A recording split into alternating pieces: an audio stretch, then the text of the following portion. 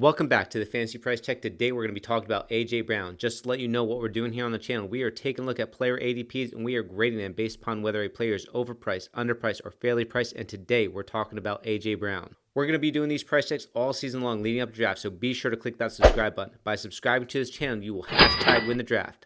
Let's get into A.J. Brown. A.J. Brown's ADP is going to fluctuate greatly depending upon your league settings because he is not a high reception guy. Therefore, in standard leagues, his ADP is going to be much higher, and in PPR leagues, his ADP is going to be much lower. In standard leagues, he's currently being drafted in the back of the third round as a wide receiver 13 off the board. In half-point PPR leagues, he's being drafted as a wide receiver 16 in the early fourth round.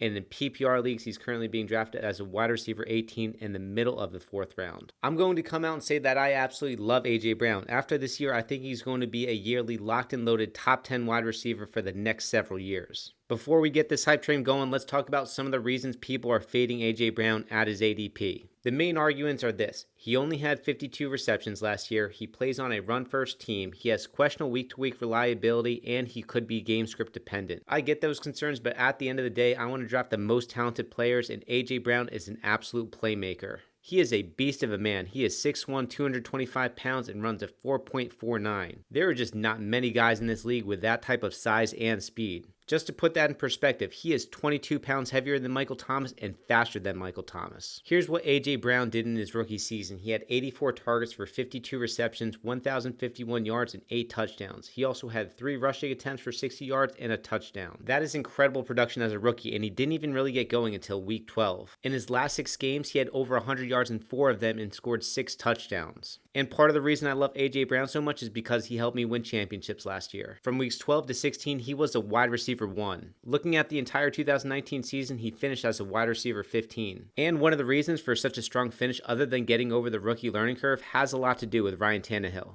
Ryan Tannehill took over as a QB in Week 6 and became the starter in Week 7. From Week 7 to 17, A.J. Brown was a wide receiver 3 in total points and was a wide receiver 8 in points per game. With Ryan Tannehill as a starter, A.J. Brown's 16-game pace would be 98 targets, 61 receptions, 1,245 yards, and 10 touchdowns. The question is whether A.J. Brown's efficiency is sustainable. The anti-A.J. Brown camp will say that A.J. Brown will not get enough targets to be a reliable and consistent fantasy starter. Tennessee ranked last in pass attempts last year, and that led to A.J. Brown ranking 47th in targets, but he made up for that with his efficiency. A.J. Brown had an insane 20.2 yards per reception, which ranked first among wide receivers with at least 50 receptions. The only other 2 wide receivers that had a higher yards per reception average with more than 20 receptions were Mike Williams and McCole Hardman. Here's what I love about A.J. Brown. He is a yards after the catch monster. He ranks 6th among wide receivers in yards after the catch and was 1st in yards after the catch per reception. And I'm not worried about the low passing volume because A.J. Brown is going to command such a high target share. Although A.J. Brown only had 84 targets last year, from weeks 1 through 8, he had a 14% target share, and then from weeks 9 to 17, his target share went up to 24%. And part of the reason for that is because Delanie Walker went down with an ankle injury in week 6, and once that occurred, A.J. Brown took over in this Titans offense. The last thing I want to address for the A.J. Brown haters is his playoff performances. They were just not good, but that's not going to discourage me from drafting him this year, and here's why. The Patriots basically ghosted every wide receiver 1 that they faced. The Patriots allowed 0 red zone touchdowns to wide receivers last year and gave up a total of 4 touchdowns to all wide receivers over the entire year. And in his next game against the Ravens, the Titans were able to jump out to an early lead, so all they had to do was run the ball the rest of the game, so that game was game script dependent. And then finally in the AFC Championship, A.J. Brown had 6 targets, 3 receptions, and 50 yards. Nothing all that impressive. The only concern that I have about A.J. Brown is his volatility. There are going to be some bust games for him, but every wide receiver in that range is going to have some bust games. Just look at Amari Cooper, Calvin Ridley, and Tyler Lockett. They all put up bust games from time to time. So finally, let's talk some projections. The Titans threw the ball 448 times last year, and that should be their floor. I question whether the Titans will be able to give Derrick Henry 300 plus carries again this year. Let's just say they give him 275 carries, which means that there could be 25 more passing plays for the Titans this year. The point that I'm trying to make is that 450 passing attempts should be the Titans' floor. If you can project a 24% target share for A.J. Brown, that should result in about 108 targets at a minimum. And based upon last year's catch rate with Ryan Tannehill, which was 63%, those 108 targets should result in 68 receptions.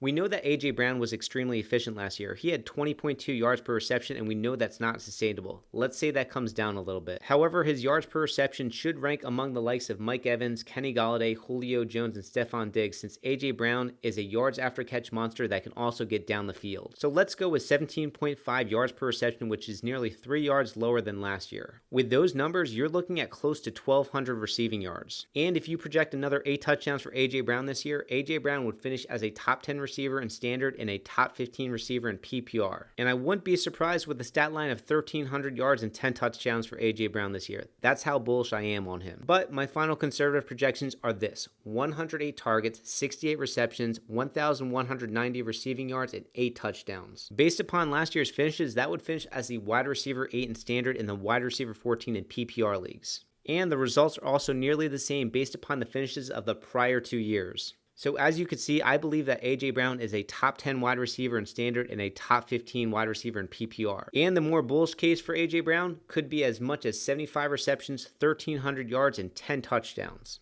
If you take a look at A.J. Brown's stat line and compare it to other elite wide receivers during their rookie year, it is in the same ballpark as guys like Julio Jones, A.J. Brown, Larry Fitzgerald, Amari Cooper, and Mike Evans. A.J. Brown is the real deal. You can draft him as your wide receiver 1. As the wide receiver 13 in standard leagues and the wide receiver 18 in PPR leagues, A.J. Brown is underpriced. A.J. Brown is the real deal, and you can draft him as your wide receiver 1. And if you want to protect yourself from the volatility of him being on a low volume passing offense, pair him with a high target guy like DJ Moore, Keenan Allen, or Robert Woods. Don't be afraid to draft this guy just because he's on a low volume passing offense. He's going to demand the targets, and A.J. Brown is going to be an absolute beast. Guys, if you like what we're doing here on the channel, I want you to smash that like button and hit subscribe. We're going to be doing these price checks all season long leading up to draft, so be sure to subscribe. And if you want to check out other wide receiver price checks that we've done, I'm going to throw up a playlist in the corner of your screen, so be sure to check those out. And I'll see you on the next one.